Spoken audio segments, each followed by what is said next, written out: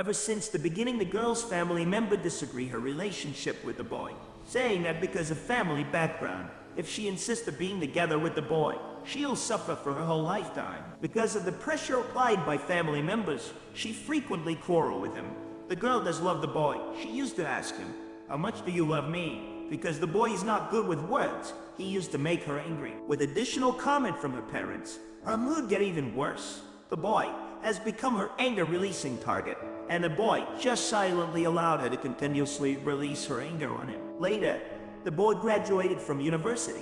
He planned to further study overseas, but before he left, he proposed to the girl. "I don't know how to say nice words, but I do know that I love you. If you agree, I am willing to take care of you the whole life. About your family members, I will work hard to convince them and agree on us. Marry me, will you?"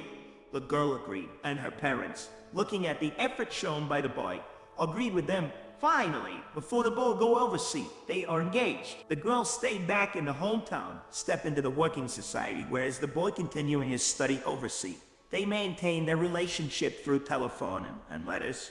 All the time is difficult to get through with, but both of them never give up. One day, the girl left home for work as usual. On her way to the bus stop, a car lose control and knocked her down. As she awaked from unconsciousness, she saw her parents and realized how seriously she got hurt and how fortunate of her not to get killed. Looking at her parents, with their face got all wet by their tears, she tried to comfort them. But then, she found out that she can't even spell out a word. She tried her best to make some voice, but all she managed was the breath without any voice. She's mute. According to the doctor, the injury affected her brain, and that caused her to be mute for the rest of her life. Listening to her parents persuade, but can't even reply with a single word, the girl collapsed. Throughout the days, others then crying silently. Still it is crying. Later, the girl discharged from hospital. Returning to her home, everything is still like before, except that the phone ring has turned into the worst nightmare of hers. Ring after ring, continuously stimulating her pain, but she can't tell the boy. She don't want to be a burden to him, and wrote him a letter telling him that she no longer wanted to wait. The relationship between them ended, and even returned him the engagement ring. Facing the letters and telephone from the boy, all she can do is to allow tears falling from her eyes. Her father decided to move, after seeing the pain she is suffering, hoping that she could forget everything and be happier in the new environment. The girl started to learn, slowly picking up sign language and start over again, also telling herself to forget the boy. One day, her best friend tells her that the boy's back. He's searching all around for her. She asked her best friend not to tell him about her and asked her to tell him to forget her. After that, for more than a year, there was no news of boy.